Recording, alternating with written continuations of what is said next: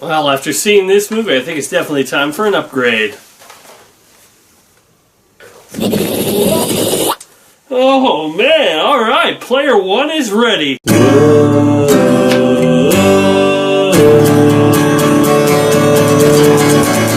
laser time and we're gonna do a review.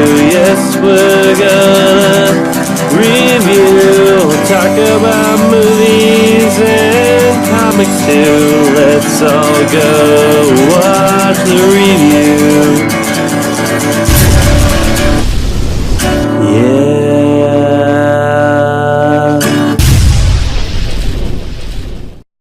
Hello everybody, how's it going? I am Laser Dude, and this is my review of Ready Player One. So Ready Player One is actually one of the few books that I actually am familiar with. Well, at the very least, the audiobook, read by Will Wheaton. Yeah, I listened to it, I thought it was a thoroughly enjoyable read. I was actually really interested in seeing a live-action movie made about it, directed by one of my favorite directors, Steven Spielberg, who is the man, yeah. So I was raring to go for this movie, and now that I've seen it, I think it's good. I think I might be suffering from one of those, symptoms I've heard about. It's not as good as the book symptoms. It's rare for me, but, I've heard of it in other stuff.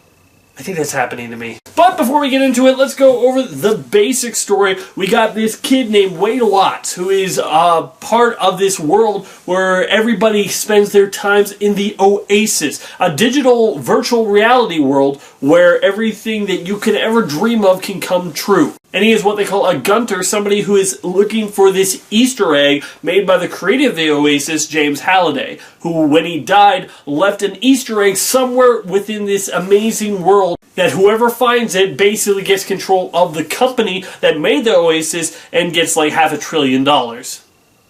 Yeah, that's some good pocket change there. But he isn't the only one after it, as there's an evil corporation that also wants it so they can get control of the company and then not have it free for everybody. You have to be able to pay through the nose to get your hands on this. You have to have subscriptions. You have to pay. Anyway, Parzival finds the first of 3 keys, and he's got to figure out how to solve and find the Easter egg before this company hurts him either in the digital world or the real world. We got Ty Sheridan as Wade Watts, and honestly, I think he does a pretty good job. He plays it a little less, like, and I don't want to be one of those guys, but I'm going to be one of those guys that says in the book, or as I should be saying, in the audiobook, Wade comes across as a lot more cocky when he's in the digital world. Like, he's full of himself, and when he's in the real world, he's a little unsure, and he doesn't like that feeling, which is why he doesn't really like the real world. But that's the sort of thing. Like, he's not sure of himself and what to do. Olivia Cook plays Artemis, and she does a good job. I'm not exactly happy with how they handled H, but I'll get into that later in spoiler part of the review. I think the big thing with this movie, and I honestly, I think this might be one of those, I saw the movie, I heard the book, so what do I prefer? But I think the timeline of this movie is really, I don't like how quickly it goes. Because the book, it takes place over the period of months, if not years. They don't just click in and they figure things out like that. Now, to be fair, there's a lot more to it. Like, in the book, they get these 3 keys, but instead of they don't all open the door at the end. They get a key that leads to a gate. The gate gives them a challenge. If they complete the challenge, then they get a clue to the next key. And then the next key, next gate, so on and so forth. Where this one, it's 3 challenges, 3 keys, and you get them, you beat the challenge and whatnot. The thing that I am not completely satisfied with is this must take place over the course of a couple of days, weeks max, and I don't like that with the type of pacing, because a lot of things they rush through and just go along. Like, there's a romance that blossoms between Artemis and Parzival, Wade Watts, his character, Avatar, and he in the book, you know, they start with little flirting back and forth, and they go up over time, and then they spend more time together, and it develops into a relationship, and then that gets away because they're competitors. Here, they rush it, and honestly, within like one meeting, within like 24 hours later, he says, "I love you." And what do all the grown-ups in the room say?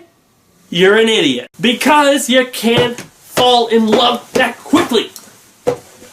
This has been something that we've been getting away from. You can say you're attracted. You can say you have a crush.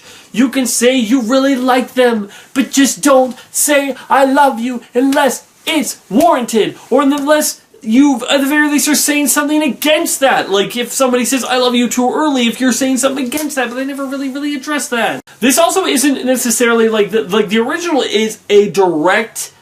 It engrosses itself in everything with like the 80s. And sure, there's some stuff before and after, but it's like really 80s centric. And I think this movie doesn't really set up the world as well as it could. You know, it doesn't really explain what the Gunters are and everything. And I don't really get why the first challenge is the way it is. Like, I like actually some of the changes. You know, I was actually disappointed when they replaced like the first challenge with, they replaced it with like a race.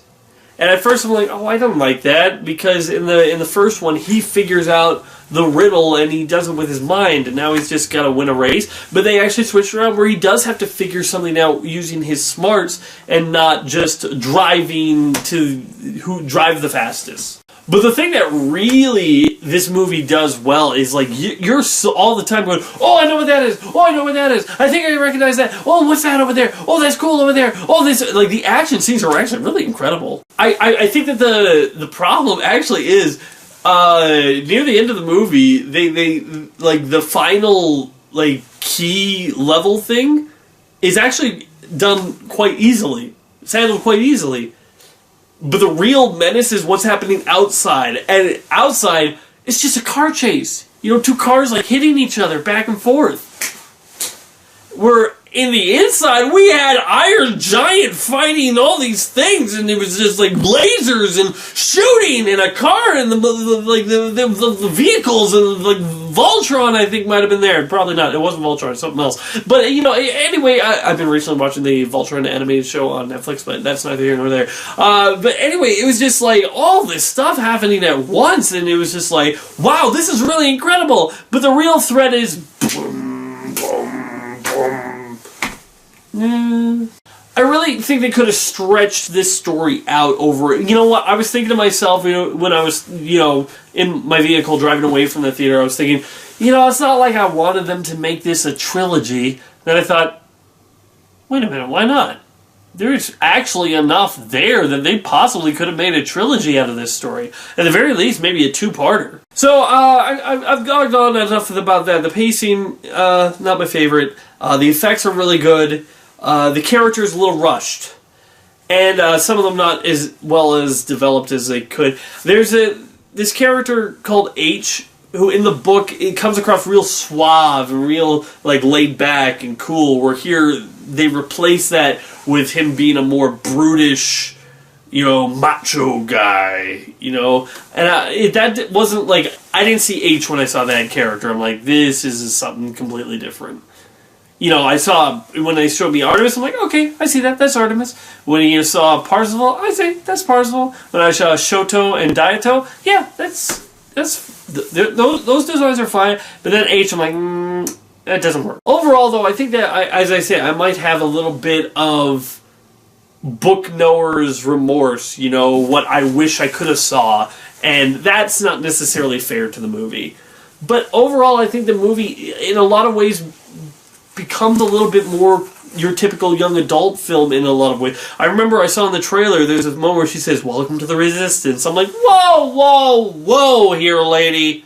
From what I understand of the book, this company, the 101s, or no, iOS, they're not ruling the world. They're still, even only in this world, the second biggest company. You know, they're doing some illegal things, but they're not ruling the world. There's no resistance. And she's like, sorry if my guys roughed you up. I'm like, your guys? What are you talking about? Artemis didn't have any guys. That didn't really float too well with me. You know, that stuff. Plus, in the book, Artemis was Canadian. Yeah. What the flippin' heck was that about? I'm pretty sure she lived in, like, Toronto or Vancouver or something. I was pretty sure I remember that. Correct me if I'm wrong. If you've read the book, put it in the comments below. But I'm pretty sure she was in somewhere in Canada.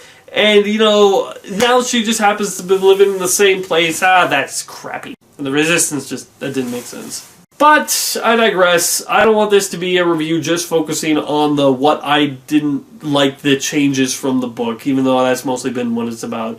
Overall, here's my pitch to you guys on this movie.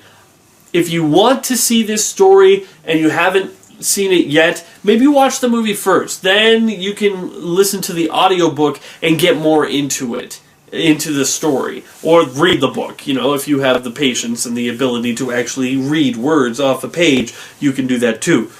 Not my thing. But if you're a big diehard fan of the book, and this might not be the best adaptation, but I think it's okay.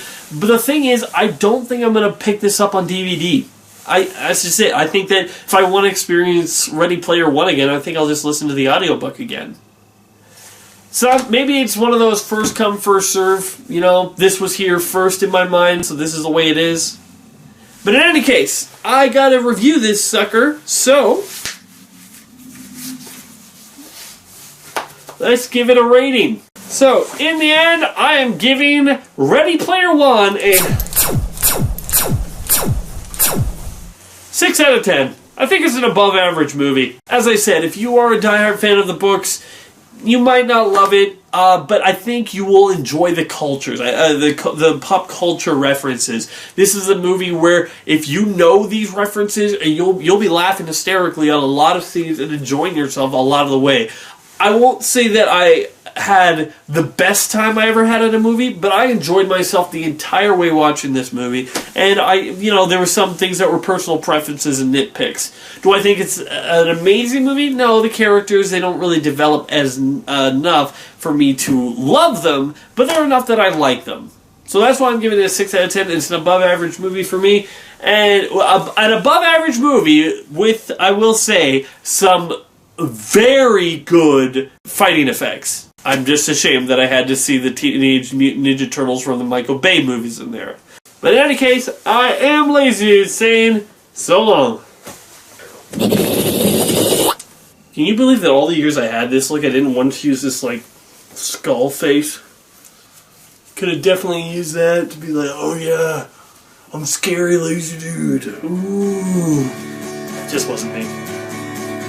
I'm keeping the new one. Be sure to check out some of these other videos on my channel. And wait for more coming soon.